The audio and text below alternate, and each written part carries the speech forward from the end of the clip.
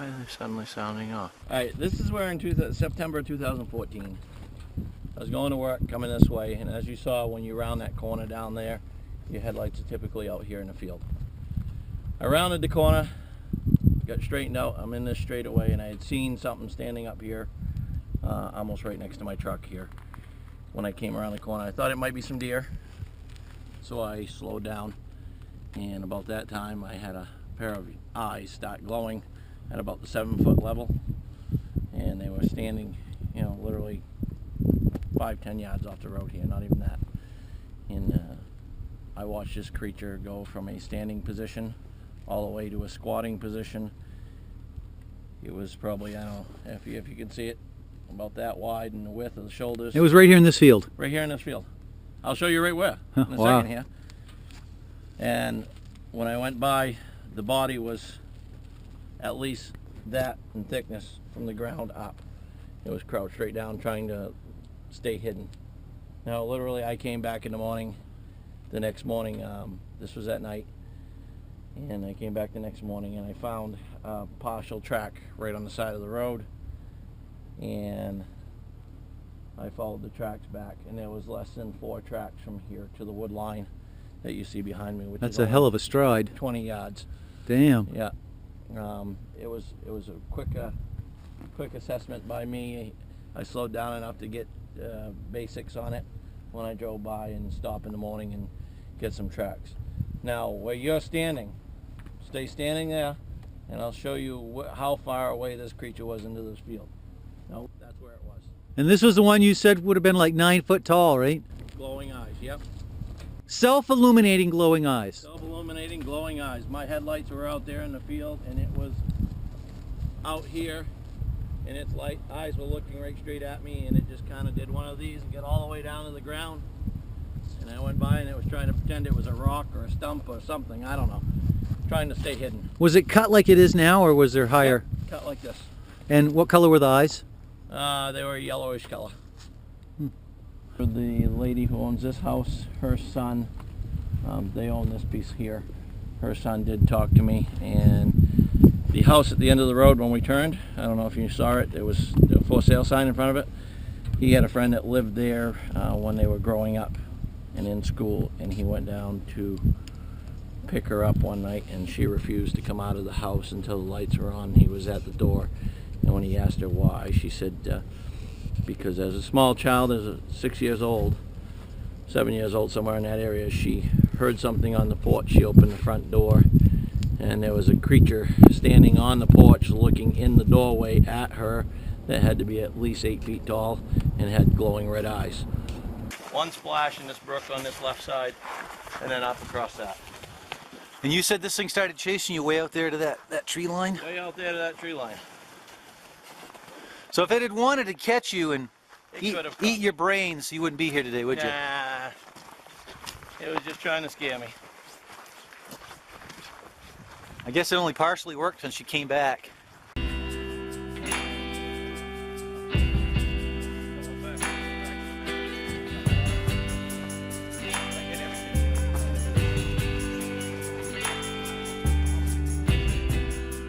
This is where I had the first encounter, right in these woods.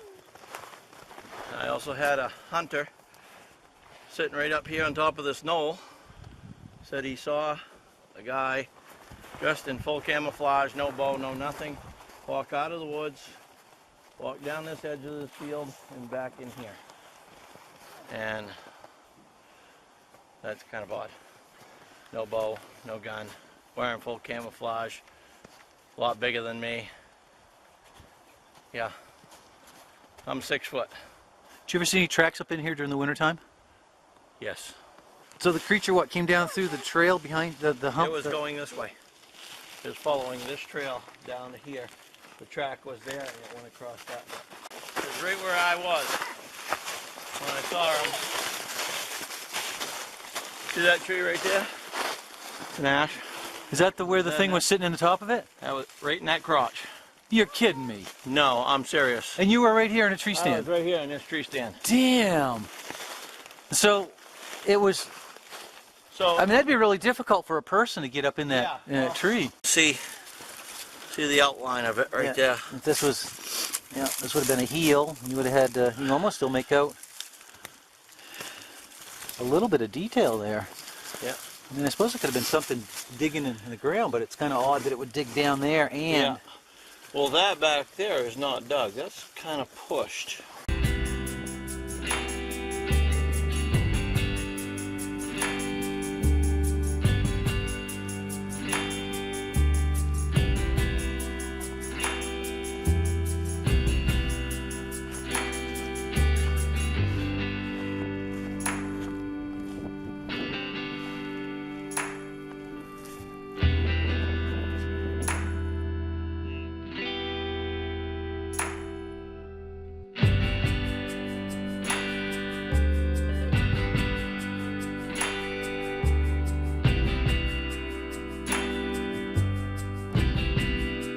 What else would that be? No, that's exactly what that is.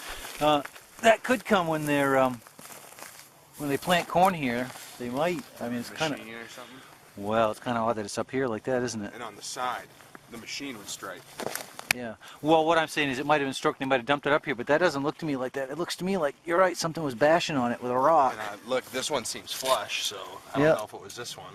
Yeah. But Well, that's curious.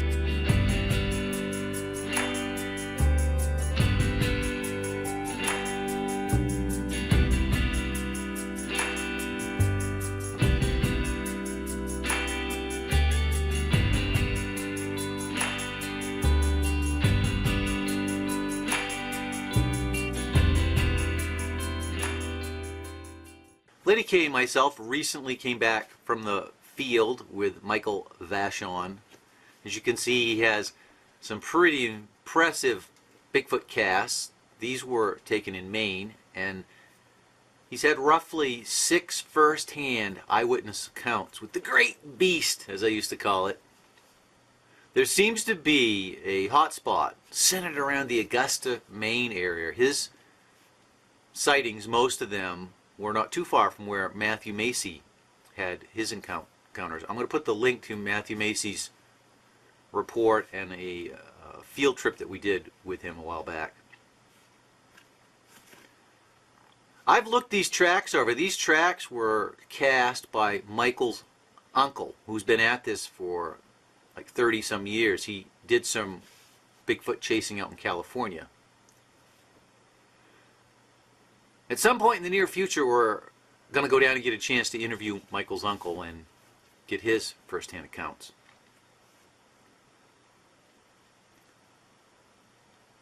We did a lengthy interview, which unfortunately, due to sound quality issues, I'm not going to bother posting. Because I know you guys, I know it would be irritating. I know you guys now are like, oh no, we want to hear it. Give us the video, Michael. I promise you, we'll get down there and we'll talk to him again, but the general feel of it is that he has had ongoing encounters, including encounters right in his backyard. Fact is, he had a lilac tree in the front of his yard. He had heard vocalizations, and the next day he noticed that there was this massive twist in the lilac tree that if you try to twist it, you know, it would take an incredible amount of strength to pull that off. There's a couple things that are interesting about his interaction with these creatures. One, that it's ongoing and fairly frequent, and secondly, he's seen the self-illuminating eyes. The ones that he saw in the field were yellow, and then when he talked to a neighbor down the road, they had seen red glowing eyes. The other consistent theme with Michael's reports, and he's talked to other people, hunters and stuff, that are also seeing these things, they're consistently reporting what looks like a huge person wearing a ghillie suit. In fact, Michael described it as looking a lot like the mossy oak, which is a raised up 3D pattern composed of leaves. I even asked him if he thought it looked like leaves, and he still maintains he thinks it's a hair type fur, but it doesn't look like normal hair or fur. The other question that I posed to Michael after he graciously shared his encounters with us, was he aware of any UFO activities in the area? And he was. In fact, his neighbor had, I believe, saw a Sasquatch person, and then, like, shortly thereafter, like 10 or 15 minutes later, saw a huge domed, saucer-like UFO.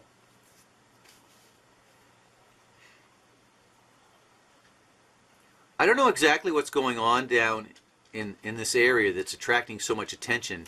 There's some unique geological features in that area. The rock formation down there has a lot of pegmatite, and not too far from there, if you go just west a bit, you run into, in Maine, where they mine a lot of tourmaline, I think it's tourmaline crystals, garnets, quartz, things of that nature.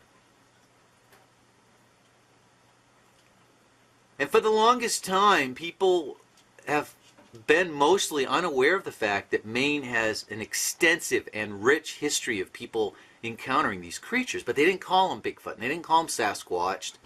They called them Pumula.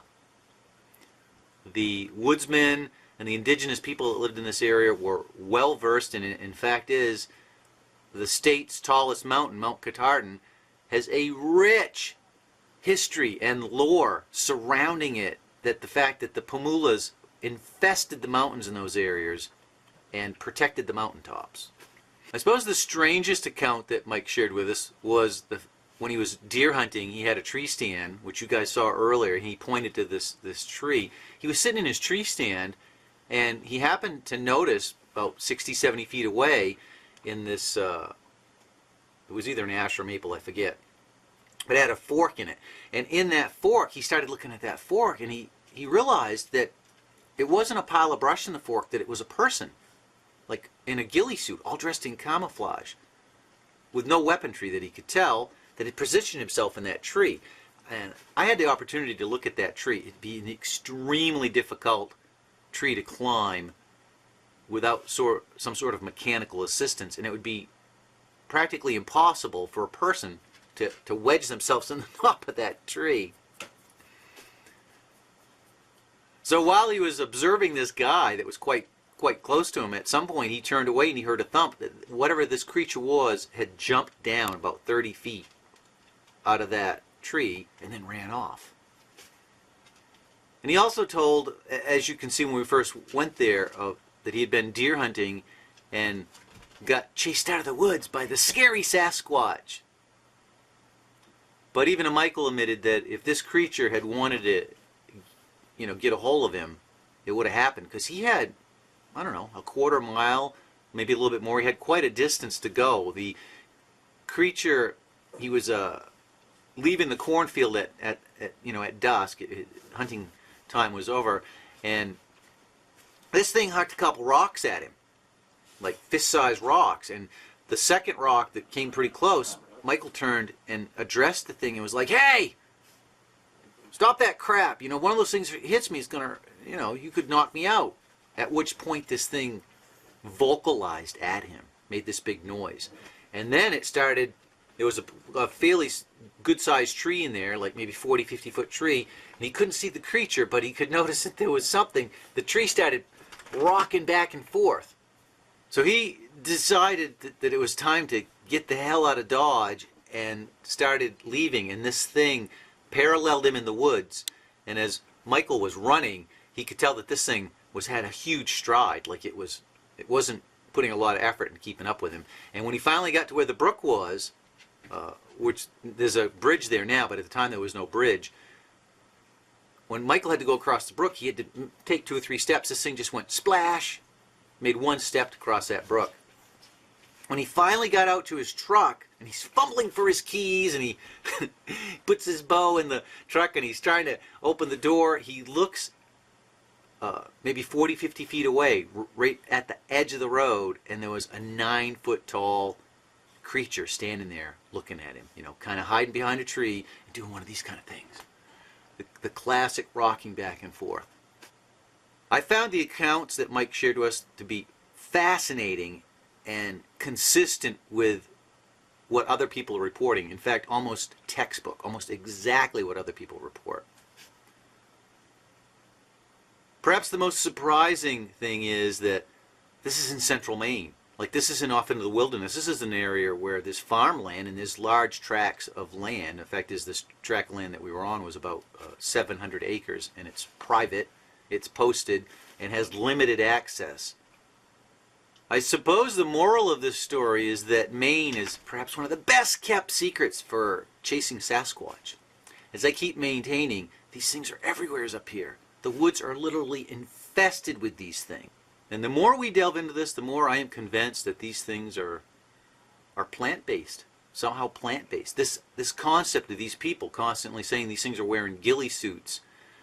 Think about that for a minute. Ghillie suits don't mimic fur. Ghillie suits mimic vegetation. Like, that's the whole point of a ghillie suit. You're supposed to look like a tree or a bush or something. And people consistently, over and over again, report that these things are like giant men wearing ghillie suits. And even Michael admitted, he used the exact terminology of like, oh, it looked like mossy oak camo. And mossy oak camo is leaves. I think perhaps it's one of these things where we're so conditioned when we see, you hush up, when we see an animal or we see something, that we're trying to put it into that box, right? We have a box for things with fur. We don't have a box for plant people. We don't. Like, if we saw a plant person running around, we're not going to turn around and have a box for that. If we see something that might be a plant person, we're going to try to fit it into a framework, like, oh, it must be like a gorilla with fur. So now we have these reports of the mossy oak pattern. We have Lupe Mendoza, the Mendoza series of the 2 photos he took of what looks like a plant person. And then we also have the anonymous report that was forwarded to us by Barbara Shoopy of the little green orb thing that turned into a plant person, turned into the green man, turned into a hominid with a face that was covered in leaves. This theory, if it's true, and I'm leaning strongly that it is, would give a full explanation of why we can't get our hands on DNA. Because when people submit DNA, they're sequencing it looking for an animal, looking for a mammal. I mean, if that comes up as a plant, they're going to go, oh, it's contamination. So what do you guys think? Is Sasquatch an animal or a plant? And if it's not a plant, what's the explanation of these things wearing a ghillie suit? Like, we need to open our mind to the possibilities. We need to realize that, yes, Sasquatch is very strange. In fact, it's likely way more strange than what we've been told.